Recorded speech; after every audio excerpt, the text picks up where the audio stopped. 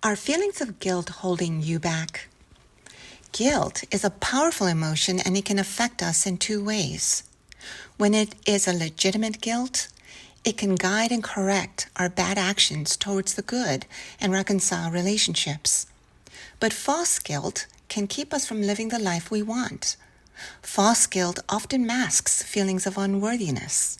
Why do I say that? Well, let me start by giving some context. We experience guilt on a spectrum. Some of us don't ever feel guilt, and others feel it daily and chronically, not because they are doing something wrong, but because they have been hardwired to feel guilty since they were young. Now, the vast majority of us feel guilty when we do something that we know is wrong, like saying something nasty and hurtful, or doing something that's vindictive or selfish. But we don't have to do something to feel guilty. We can feel guilty for having ugly feelings. For example, we can feel guilty for having feelings of jealousy, envy, annoyance, indifference, hatred, and how about this? Feeling secretly happy when something bad befalls a person we dislike or distrust. Frankly, I am guessing that all of us have felt that at one time or another. Where it gets really unhealthy is when we feel guilt chronically. We feel guilty just for breathing and taking up space. We feel guilty when someone looks sideways at us.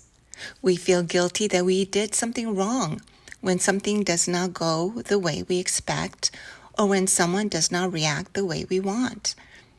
Assuming we are not manipulating them, we feel like we said or did something wrong, right?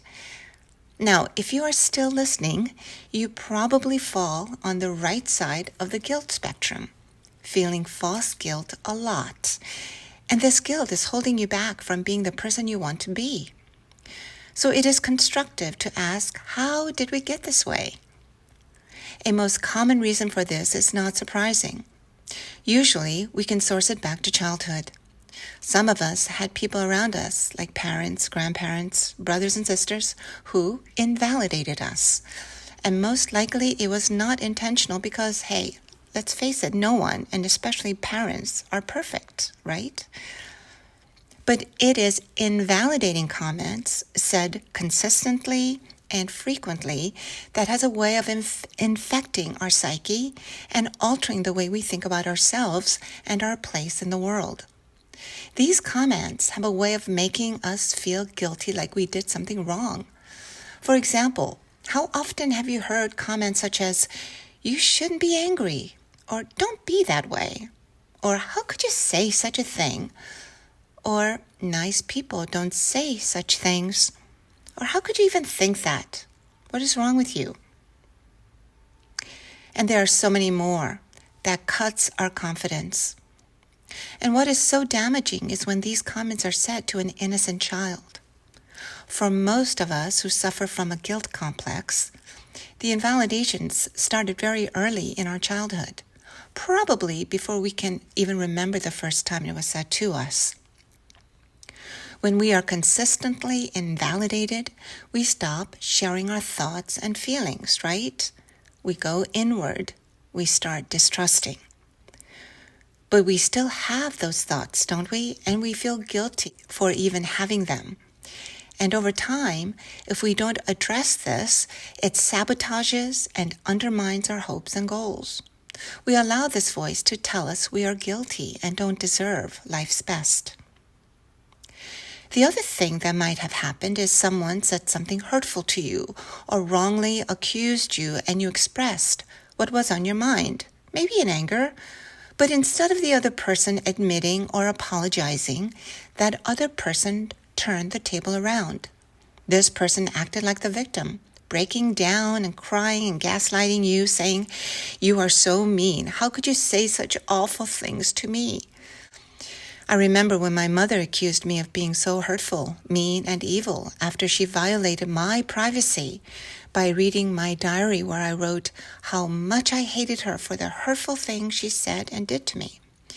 She would cry and say how hurt she was that I wrote what I wrote and how mean and hateful I was. She often then acted like the victim, saying how she is doing her best, "Poor me, no one loves me," kind of stuff. I felt so confused, and at the center of that confusion was a feeling of guilt, feeling guilty that I made her feel bad. More importantly, I felt wrong, like the person I was wrong. I was wrong for feeling the way I felt, for reacting the way I reacted, and for writing what I wrote. I felt I had to apologize for hurting her feelings, while she never acknowledged her first offense to me. I share my own story because the more I talk to clients, the more common my story is among so many people who carry chronic guilt. Carrying false guilt causes us to be easily manipulated. Think about it. If you can be easily guilted, I can push that button whenever I feel like it with a look, an accusation, a comment, by withholding, gaslighting, and so on. I can make you go in circles simply with a look or a comment. As an example, let's say I had a bad day at work and you meet me at the door, happy to see me, but I look at you with a scowl and say, "What are you wearing?" There are two ways to approach this. The guilty approach, you stop and say, "I'm sorry, I'll go change." The non-guilty approach, you might say, "Happy to see you too, darling. Did you have a bad day at work? Do you need time to unwind?" In the first response, because you already feel guilty and seek to not feel guilty, you are quick to apologize. But the truth is, I was the one who was in a bad mood. There was no reason for you to apologize, and certainly no reason to change. In the second response, the feeling and corresponding action from me is not your responsibility. You might have been a bit snarky with your response, but you returned my response back to me, where it belonged. And that is what I mean by saying guilt often masks a feeling of unworthiness. Because we feel unworthy, we can easily be guilted with false guilt. But you are worthy of living a guilt-free life, especially when you did nothing wrong. And if you find yourself erring on the side of feeling guilt too often for no apparent reason, I encourage you to stop. Ask yourself, is there a reason to feel guilty?